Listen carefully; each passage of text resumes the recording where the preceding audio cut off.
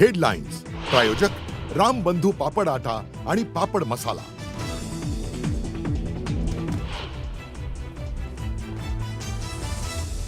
अजित पवारांचा अपघात धुक्यानं की धोक्यानं? एफआयआर का घेत नाही? सरकार संशयाची भूत नाचवत आहे। सुनेत्रा वहिनींनी बोललं पाहिजे, राज ठाकरेंनी स्पष्ट केली भूमिका।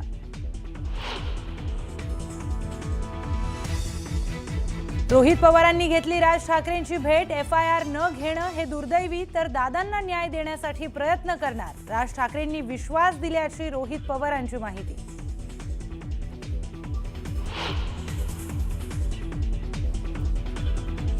अजितदादांच्या अपघाताबाबत मुख्यमंत्र्यांकडे काही पुरावे देत पारदर्शक चौकशीची मागणी केली।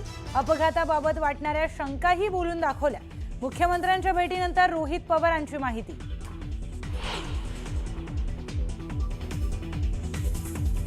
वाल्मिक कराडचा मुलगा सुशील कराडची फेसबुक पोस्ट, सर्वांसमोर काही बोलणार असल्याची पोस्ट, बीडमध्ये चर्चांना उधाण।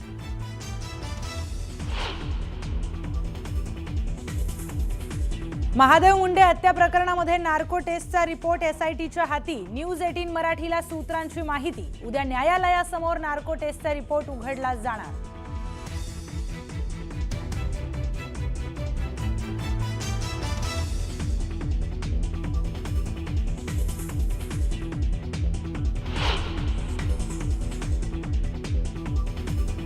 अहिल्यानगरातील किसान सभेच्या लॉंग मार्चला मोठं यश। अर्धवेळ कर्मचाऱ्यांच्या मानधनामध्ये 2000ची, तर शालेय पोषण कर्मचाऱ्यांच्या मानधनामध्ये 1000ची वाढ।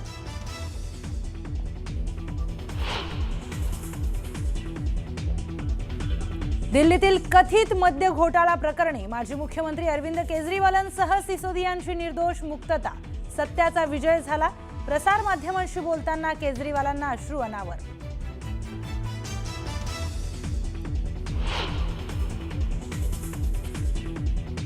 मुंबईमध्ये परदेशी पर्यटक महिलेची छेड काढल्याप्रकरणी 2 अज्ञातांविरोधात आगरीपाडा पोलीस ठाण्यामध्ये गुन्हा दाखल। महिलेचा पाठलाग करणाऱ्या दोन्ही आरोपींचा पोलिसांकडून शोध सुरू।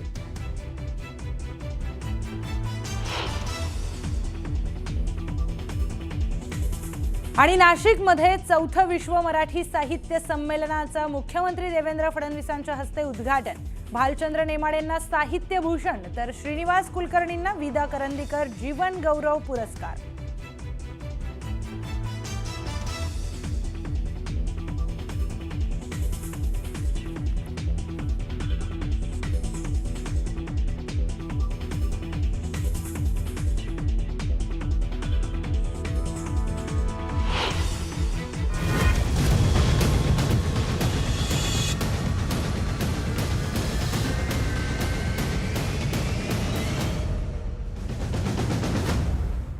न्यूज 18 मराठीच्या कॉटन किंग स्टुडिओमध्ये आपलं स्वागत। नमस्कार, मी प्रियंका लाठी। महाराष्ट्राची खबरबात या विशेष बुलेटिनमध्ये सुरुवातीला आढावा घेऊया दिवसभरातील चर्चेतल्या बातम्यांचा।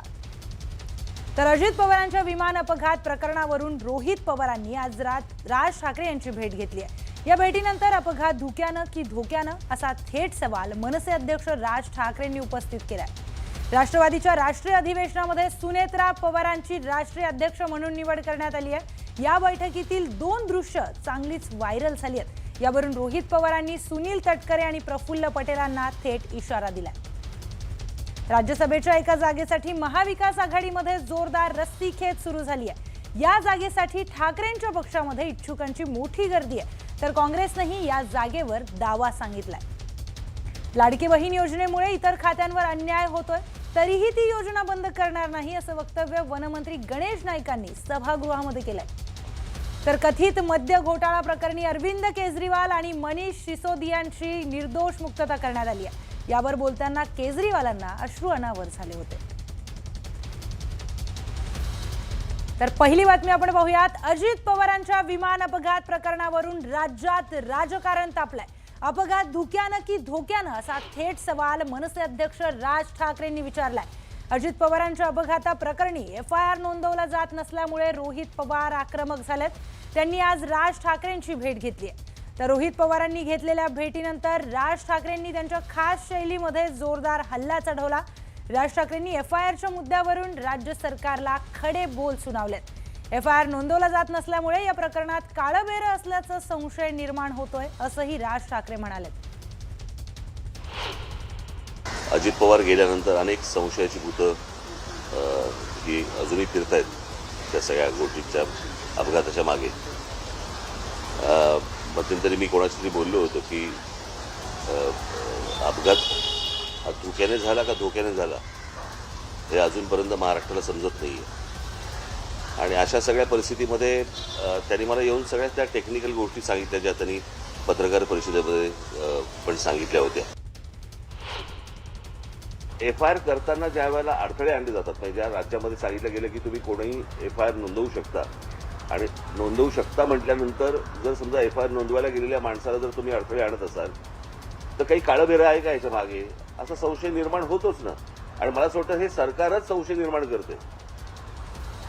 जर समजा त्यांना काही त्यांचं म्हणणं मांडायचं असेल, त्यांना जर FIR नोंदवायचं असेल आणि चौकशी त्या पद्धतीने व्हावी अशी जर त्यांची अपेक्षा असेल तर यात गैर काय. मला त्या सगळ्या त्यांच्या बोलण्यातनं मला फक्त एकच गोष्ट जाणवली, आणि ती म्हणजे त्यांनी 3 ठिकाणी FIR करण्याचा प्रयत्न केला. आणि 3 ठिकाणी FIR करण्याचा प्रयत्न केल्यानंतर 3ही ठिकाणी सरकारकडनं FIR घेतली गेली नाहीत. म्हणजे त्या पोलीस स्टेशनला सांगितलं गेलं की ते FIR घ्यायची नाही. मला इथेच जास्ती मला संशयाची सुई ज्याला आपण म्हणतो की बाबा इथे सरकारला असं का वाटतंय किंवा पोलीस स्टेशनला का घेऊ देत नाही.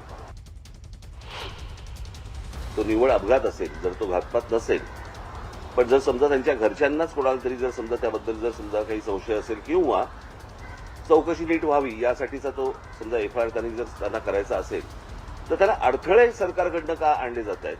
आज सुनेत्राबाई तिकडे बसलेले आहेत, उपमुख्यमंत्री म्हणून बसलेले आहेत. मला असं वाटतं त्यांनी पण या गोष्टींचा विचार केला पाहिजे, कारण त्यांचेच ते पती होते आणि त्यांच्याच पतीच्या अपघाताबद्दलचा हा FIR आहे.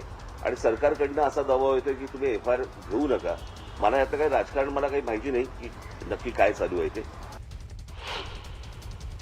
आता 1 महिना तुमच्या हातामध्ये होता, आता प्रिलिमिनरी रिपोर्ट तुमचा कधी येतोय हे आम्ही बघतोय. आज उद्या येतोय, याच्याची वाट आम्ही बघणार आहोत. मी सोमवारी 11 वाजता मुंबई या शहरामध्ये तिथे एक प्रेस कॉन्फरन्स घेणार आहे. त्या माध्यमातून खरा रिपोर्ट काय असतो, काय पद्धतीने या घटनेमध्ये काय काय गोष्टी घडलेल्या आहेत हे मी तिथे सिद्ध करेन. आणि रिपोर्ट जो आज उद्या येणार आहे तो जर थातूर मातूर दिला, नावापुरता दिला, तर महाराष्ट्राची जनता यांना सोडणार नाही.